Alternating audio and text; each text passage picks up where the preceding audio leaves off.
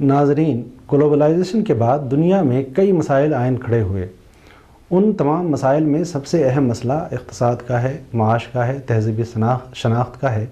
लेकिन हम अदब वालों के लिए, ज़बान वालों के लिए उससे भी बड़ा मसला ये है कि दुनिया की ज़बानें सिकुड़ती जा रही हैं और रिपोर्टें ये कह रही हैं, सर्वे ये कह रहे हैं कि एक दौर ऐसा आने वाला है कि जिसमें दुनिया की तमाम छोटी ज़बानें आहिस्ता आहिस्ता दम तोड़ जाएंगी और वही ज़बानें ज़िंदा रहेंगी जो ज़बानें इक़्तिसाद से जुड़ी हुई हैं, जो ज़बानें बाज़ार से जुड़ी हुई हैं।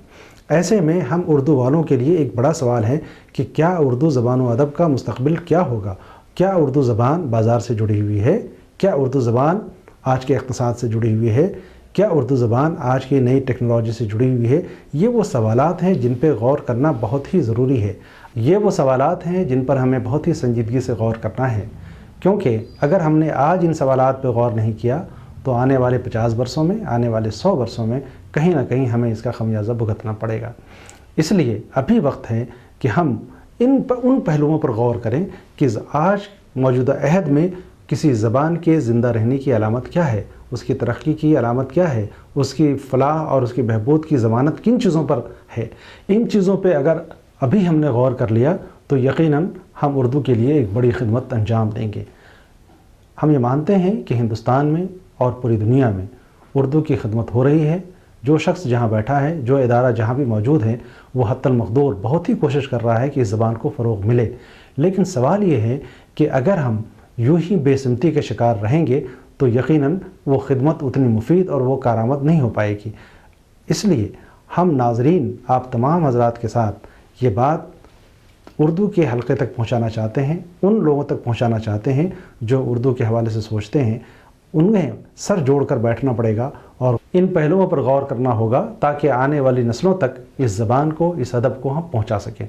इसके लिए ज़रूरी है कि तमाम इदारे आपस में हम आहंगी पैदा करें और आपस में बंटवारा कर लें कि कौन सा काम किसे करना है, किस समत में काम करना है। किताबों की इशाअत भी ज़रूरी है, उर्दू ज़बान की तालीम भी ज़रूरी है, तदरीस भी ज़रूरी है, लेकिन इसके साथ साथ नए जो तकाज़े आ रहे हैं उन तकाज़ों से निपटना, उन तकाज़ों के मुतालबे को पूरा करना, इसके लिए भी कुछ इदारों को तैयार होना पड़ेगा। मेरा ख़्याल ये है कि आज अगर चंद इदारे तैयार हो जाएं कि हमें ज़बान को नई टेक्नोलॉजी से जोड़ना है, ज़बान को बाज़ार से जोड़ना है, ज़बान को इक़्तिसाद से जोड़ना है, तो ये बाइद नहीं है। इसलिए बाइद नहीं है कि देखिए, दुनिया में उर्दू ज़बान दूसरी वाहिद ज़बान है जो हिजरत के एतबार से सबसे बड़ी ज़बान है।